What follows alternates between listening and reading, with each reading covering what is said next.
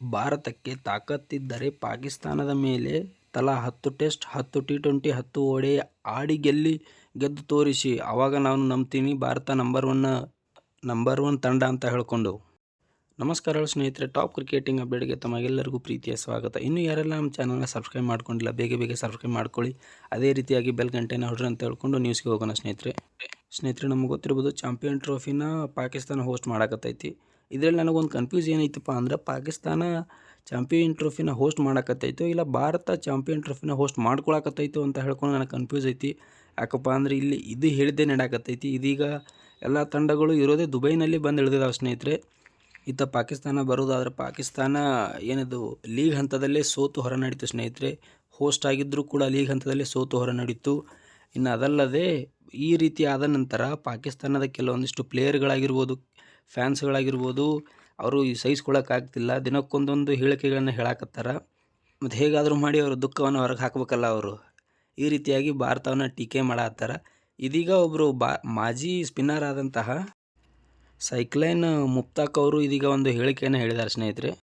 ಇವ್ರು ಏನು ಹೇಳ್ಯಾರಪ್ಪ ಅಂದ್ರೆ, ಈಗೇನು ಚಾಂಪಿಯನ್ ಟ್ರೋಫಿ ನಡೆಯಕತ್ತಲ್ಲ, ಅಪರೂಪಕ್ಕಾಗಿ ನೀವು ಒಂದು ಪಂದ್ಯವನ್ನು ಗೆಲ್ಲೋದಿದು ದೊಡ್ಡ ಮಾತೇನಲ್ಲ. ಸಾಧ್ಯ ಆದರೆ ನಮ್ಮ ಜೊತೆ 10 ಟೆಸ್ಟ್, 10 ಟಿ20, 10 ODI ಪಂದ್ಯಗಳನ್ನ ಆಡಿ ಅದರಲ್ಲಿ ನೀವು ಗೆದ್ದು ತೋರಿಸಿ, ನಾನು ಆವಾಗ ಒಪ್ಕೋತೀನಿ ನೀವು ಒಬ್ಬರು ಓಲ್ಡ್ ನಂಬರ್ 1 ಟೀಮ್ ಅಂತ ಹೇಳ್ಕೊಂಡು ಇದೀಗ ಸವಾಲು ಹಾಕಾರ.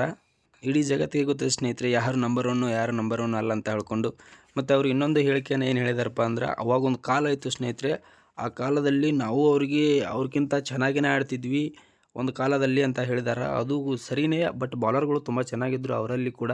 ಇದೀಗ ಪಾಕಿಸ್ತಾನ ಇಡೀ ಜಗತ್ತಲ್ಲಿ ಅಷ್ಟು ಹೇಳ್ಕೊಳ್ಳುವಂಥ ಪ್ರದರ್ಶನ ನೀಡತ್ತೇ ಇಲ್ಲ.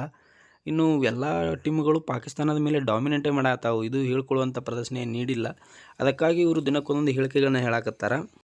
ಮತ್ತು ಇನ್ನೊಂದು ಏನು ಹೇಳಿಕೆ ಹೇಳಪ್ಪ ಅಂದ್ರೆ, ಇಂಡಿಯಾ ಪಾಕಿಸ್ತಾನ ಹೋಲಿಕೆ ಮಾಡಲು ಆಗೋದೇ ಇಲ್ಲ. ಯಾಕಪ್ಪ ಅಂದ್ರೆ ಭಾರತ ಅಷ್ಟು ಮುಂದುವರೆದೈತಿ, ಅಷ್ಟು ಉತ್ತುಂಗಕ್ಕೆ ಏರಿಬಿಟ್ಟೈತಿ ಕ್ರಿಕೆಟ್ನಲ್ಲಿ ಅಂತ ಹೇಳಿದ್ದಾರೆ. ಅದು ಕರೆನೇ ಹೇಳಿದ್ದಾರೆ. ಇನ್ನು ಅದಲ್ಲದೆ ಭಾರತ ಪಾಕಿಸ್ತಾನ ಗೊತ್ತಿರ್ಬೋದು, ರಾಜಕೀಯ ರೀತಿಯಿಂದ ಬೇರಾಗಿ ಇನ್ನೊಂದಾಗಿ ಮತ್ತೊಂದಾಗೈತಿ. ಬಟ್ ರಾಜಕೀಯ ನೀತಿಯನ್ನು ಬಿಟ್ಟು ಹೇಳೋದಾದರೆ ಇದು ಉತ್ತಮ ಟೀಮ್ ಅಂತಲೇ ಹೇಳಿದ್ದಾರೆ. ಪ್ಲೇಯರ್ಗಳು ಉತ್ತಮವಾಗಿದ್ದಾರೆ ಅಂತಲೇ ಹೇಳಿದ್ದಾರೆ. ನಮಗೆ ಗೊತ್ತಿರ್ಬೋದು, ಏನು ನಡೆಯಕತ್ತಾವಲ್ಲ ಎಲ್ಲವೂ ಕೂಡ ಇಂಡಿಯಾ ಪಾಕಿಸ್ತಾನ ಮ್ಯಾಚಸ್ಗಳು ಏನಿದ್ರು ಒಟ್ಟಿನ ಹೈಬ್ರಿಡ್ ಮಾಡಲೇ ನಡೀತಾವೆ ಸ್ನೇಹಿತರೆ. ಅವು ಕೂಡ ದ್ವಿಪಕ್ಷೀಯ ಸರಣಿಗಳನ್ನು ಆಡುವುದಿಲ್ಲ ಇಂಡಿಯಾ ಪಾಕಿಸ್ತಾನ ಯಾವತ್ತೂ ಕೂಡ.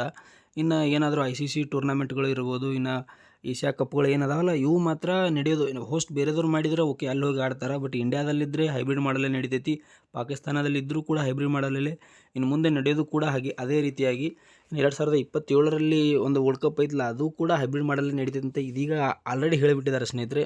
ಅವ್ರು ಇನ್ನೂ ಒಂದು ವಿಚಾರ ಏನು ಹೇಳಪ್ಪ ಅಂದ್ರೆ, ಒಂದು ವೇಳೆ ಎಲ್ಲವೂ ಸರಿ ಇತ್ತಪ್ಪ ಅಂದ್ರೆ, ನಾವು ಅಂದ್ಕೊಂಡಂಗಿತ್ತಪ್ಪ ನಾವೀಗ ಚಾಂಪಿಯನ್ ಟ್ರೋಫಿನ ನಾವು ಗೆಲ್ತಿದ್ವಿ ಅಂತ ಹೇಳಿದ್ದಾರೆ. ಫೈನಲಲ್ಲಿ ಅವ್ರು ಇರಬೇಕಾಗಿತ್ತು ಅಂತ ಹೇಳ್ಕೊಂಡು ನಾವು ಹೇಳ್ತೀವಿ. ಒಂದು ವೇಳೆ ನಾವು ಹೇಳ್ದಂಗೆ ಆಗ್ತಿತ್ತಪ್ಪ ಅಂದ್ರೆ ನಾವು ಗೆಲ್ತೀವಿ ಅಂತ ಹೇಳ್ಕೊಂಡು. ಹಾಗೆ ಅಡ್ವಾನ್ಸ್ ನಾವು ಹೇಳಕ್ಕೆ ಬರೋಂಗಿಲ್ಲ, ಕಾದು ನೋಡೋಣ ಸ್ನೇಹಿತರೆ, ಇನ್ನೂ ಮ್ಯಾಚಸ್ಗಳದಾವು. ಅವ್ರು ಇನ್ನೊಂದೇನು ಹೇಳ್ಯಾರಪ್ಪ, 2012ರಿಂದ ದ್ವಿಪಕ್ಷೀಯ ಸರಣಿಗಳನ್ನು ಇಂಡಿಯಾ ಮತ್ತು ಪಾಕಿಸ್ತಾನ ಒಟ್ಟು ಆಡೋಕ್ಕೆ ಹೋಗಿಲ್ಲ. ಗೊತ್ತಿರ್ಬೋದು, ನಮ್ಮ ಏನದು ಉಗ್ರರಿಂದ ಇದು ಬೇಸತ್ತುಕೊಂಡು ದೃಢ ನಿರ್ಧಾರವನ್ನು ಮಾಡಿಬಿಟ್ಟೈತಿ ಭಾರತ, ಇವ್ರ ಜೊತೆ ಯಾವುದೇ ಆಡಂಗೇ ಇಲ್ಲ ಅಂತ ಹೇಳ್ಕೊಂಡು. ಬಟ್ ಪಾಕಿಸ್ತಾನ ಅವಾಗವಾಗ ಏನೋ ಹೇಳ್ತಿರುತ್ತಂತ, ಬಟ್ ಇವರು ದೃಢ ನಿರ್ಧಾರದಿಂದ ನಮಗೆ ಆಗೋದೇ ಇಲ್ಲ ಅಂತ ಹೇಳ್ಕೊಂಡು ನಿರ್ಧಾರ ಮಾಡಿಬಿಟ್ಟಿದ್ದಾರೆ ಅಂತ ಭಾರತ. ಸ್ನೇಹಿತರೆ, ನಿಮ್ಮ ಅನಿಸಿಕೆ ಏನು ಅಂತ ಹೇಳಿ ಕಮೆಂಟ್ ಮಾಡಿ. ಮತ್ತೆ ಸಿಗೋಣ.